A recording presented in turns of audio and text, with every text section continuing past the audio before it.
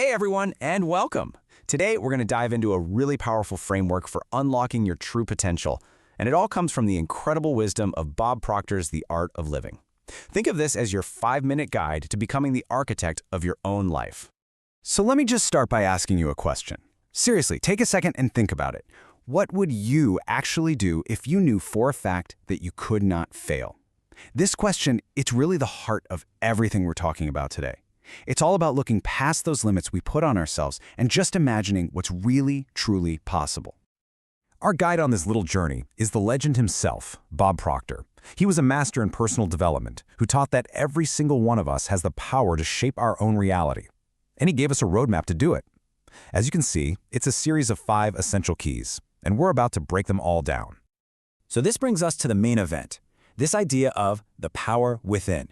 You see, Proctor's whole philosophy is built on this one belief. The power to change your life isn't somewhere out there, it's already inside of you. The 5 keys we're about to go through, they're not just theories, they're the actual practical tools you need to unlock it. And here they are, the 5 keys to your potential. Now, it is so important to see these as one big system. They're all interconnected. Each one builds on the last, and together they create this incredible momentum for real transformation. So let's jump in and unpack them. Let's start with key number 1, which is, without a doubt, the foundation of everything else, your thoughts. Bob Proctor always said that before you can change anything on the outside, you first have to change the conversation on the inside. Why? Because every single thing in your life, good or bad, started as one tiny seed, a single thought.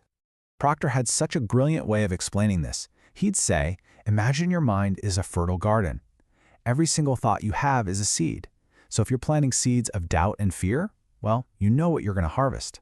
But if you consciously, deliberately plant seeds of confidence and optimism, you're going to cultivate a life of abundance. The bottom line is, you are the gardener.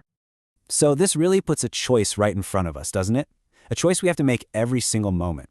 Are our thoughts lifting us up, or are they holding us back? The whole journey really just begins with awareness, just noticing that internal chatter, and then consciously choosing the beliefs that actually line up with the life you want to live. Now for key number 2, which is what you do once you've started to get a handle on your thoughts. This is where we learn how to use the attraction law. And you know, Proctor was so clear about this.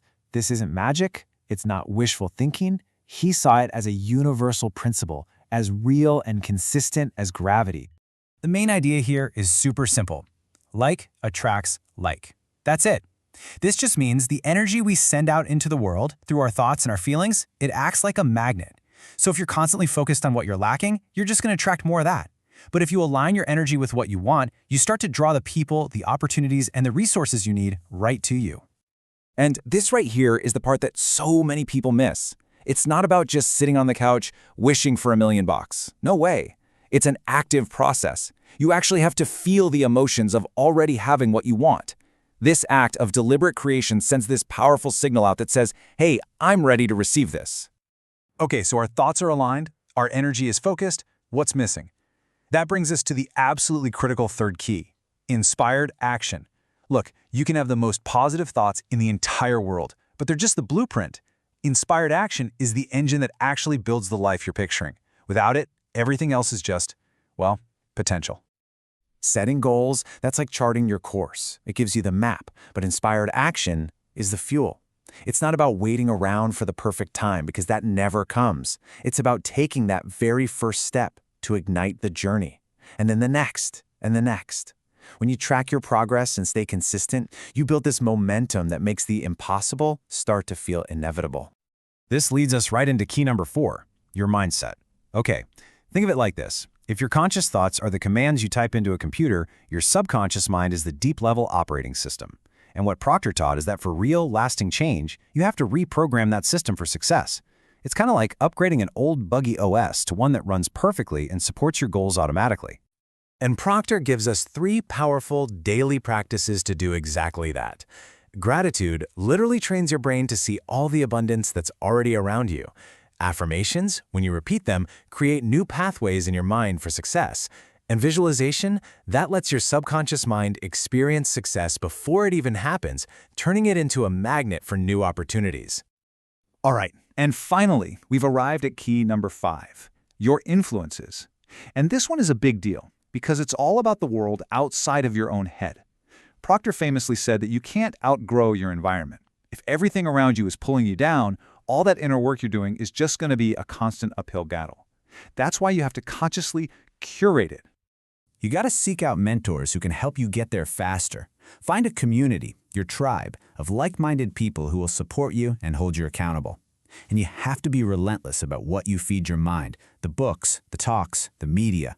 Your environment should be a source of energy for you, not a drain on it.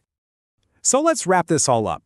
The core message of The Art of Living is really simple. You are the artist. Your life is your masterpiece, and these 5 keys, these are the tools you get to use to create it. So let's just quickly recap. It all starts with the foundation, which is your thoughts. Then you use the law of attraction as your tool to align your energy. Your engine is the inspired action you take every single day, and that engine is powered by the fuel of a positive mindset. And finally, your navigators, the influences you choose, are what keep you on the right path. Each piece works together to create this totally unstoppable momentum. And that brings us to our final and honestly, our most important question. Because just knowing this stuff is one thing, but taking action is where the real power is. So we started by asking what you do if you couldn't fail. Let's end with this. What is the very first step you are going to take today to start creating that life?